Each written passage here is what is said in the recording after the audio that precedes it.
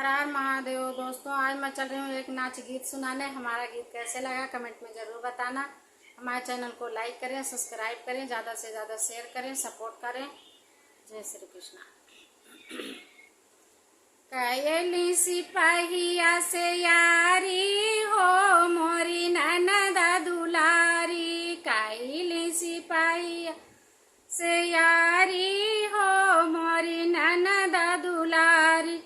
जब हो सिपाहिया के भाई ले बदलिया, जब हो सिपाहिया के भाई ले बदलिया।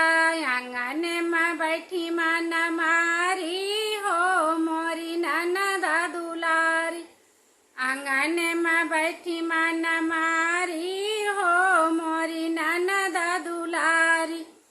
आंगन में बैठे मन मारी हो मोरी ननदा दुलारी। कयली सिपाहिया से यारी हो मोरी ननदा दुलारी। जाओ सैया तू बैदा बोलायदा, जाओ मोरे सैया तू बैदा बोलायदा। ननदा के धैले बाबे मारी हो मोरी ननदा दुलारी। ननदा के धैले बाबे मारी हो मोरी ननदा दुलारी। कयली सिपाहिया से यारी हो मोरी ननदा दुलारी। आवे बयदवा धरवन के नड़िया, आवे बयदवा धरवन के नड़िया।